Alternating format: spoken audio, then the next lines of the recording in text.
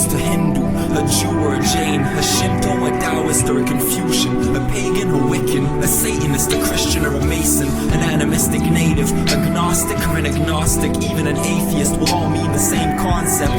Different prophets and prophetesses, different gods and goddesses, different beings and beliefs are neither, but the same divine essence that never ceases to be professed or manifested. It's endless. It's endless. Since so many ask me the same question as to what my faith or religious beliefs happen to be from a basic perspective, let me say to this question, if I was a Christian, I'd be an apocryphal, animistic, gnostic, like the mystic Anthony the Coptic, because nature is far more important than all the pages of so-called sacred lore of the Bible you can talk of or admire. This is what I was born as, and Yeshua is a great messenger. He is a mighty orator like Radha and Krishna. But remember, Christ and Miriam Magdalena were not Christians. If I was a Muslim, I'd be a Baha'i or a Sufi. Trust this, too many people view skewed perceptions of Islamic precepts and don't ponder the essence, then start wars without pausing to talk of the proper context. The problem is most often not the religion or the prophet, but rather the figures that depicted and followed them chronologically. Imam Ali was a wise scholar and his lines were prophecy like the Bab and Baha'u'llah, and they were all from the house of Muhammad like the Mahdi, peace be upon them. Yet Baha'is and Babis are tortured and slaughtered, and their writings and thoughts are outlawed across Islamic borders. Even as I talk this, if I was a Jew, I'd be a Kabbalistic or Sephirothic student. The tree of existence that grew and fostered the wisdom we were all gifted with can be viewed far beyond patriarchally hegemonic, Quranic scriptures like Joseph. Peace. It is thinking alone that divides experience into an outside world out there and an inside world in my body. And this is the foundation for most everybody in life. And they build their beliefs and ideas off this foundational error, because experience tells us nothing of the sort of an outside world out there and an inside world in my body. Look at it from this point. Wherever you are, I don't care if you're outside walking, sitting down at a park, on your bed, in a chair, watching TV. Look at your experience. Can you find in all experience right now something or anything not made out of experiencing?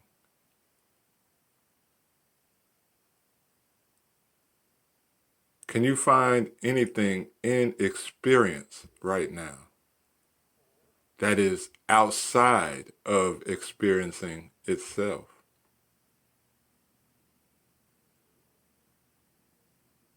Now, another name for experiencing is awareness.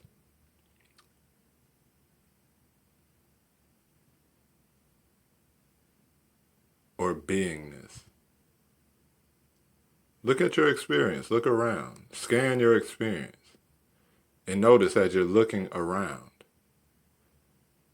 that every object experienced is made of pure, indivisible experiencing itself. No matter the objects that you're looking at, the objects come and go, they change. But experiencing remains always. They are made of experiencing. Experiencing is ever present, regardless of the content. Experiencing always remains the same, undivided, whole. If you're looking at a ceiling, or bottles on the table, or your phone, it's all made of this invisible and indivisible substance called experiencing.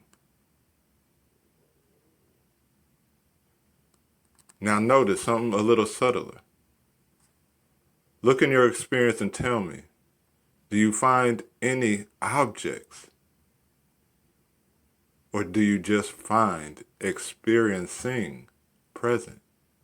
experiencing in the form of red, in the form of green, in the form of blue. What we call objects are nothing but experiencing, unbroken. The forms appear broken, but they are nothing but experiencing itself. Is there something called an object that exists separate from experiencing? Or are all objects nothing but experiencing itself? Pure experiencing itself. Now look down at your body. Do you find a body made of flesh, something hard, solid? Or is it also made of pure, unbroken, indivisible experiencing?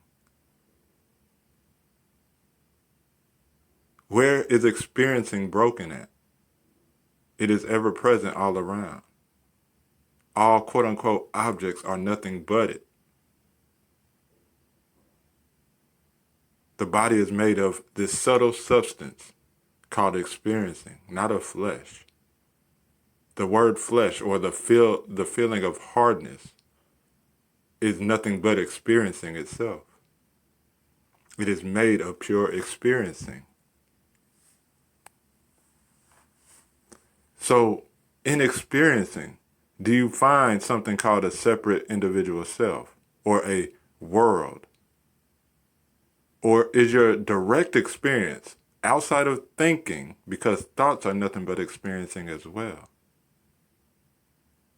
Do you find a separate self or a separate world in your direct experience? Or is it all you ever find is experiencing itself in all these shapes and forms?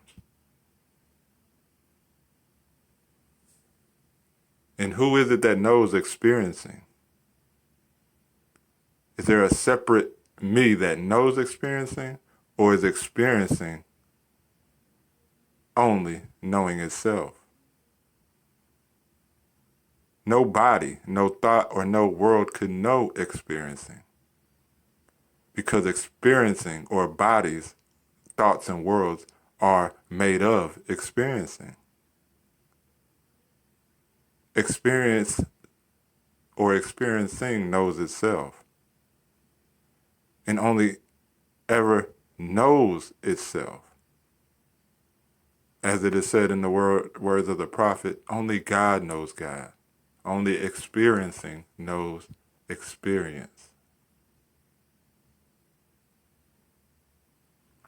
And as it is said in the holy book, that which is never ceases to be. Meaning, experiencing, which is, never ceases to be anywhere. And it says, that which is not never comes into existence. Meaning the objects we think that come into existence are never there, because nothing but experiencing ever is. Objects are nothing but experiencing, made of experiencing. This is insight into the reality of nature. It is not many, it is one.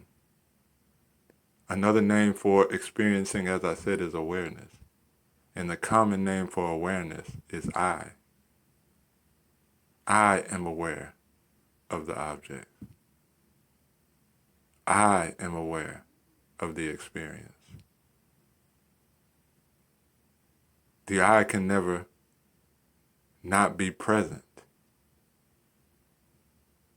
The forms of experiencing comes and goes, but experiencing never ceases to be, even when there are no objects. Peace.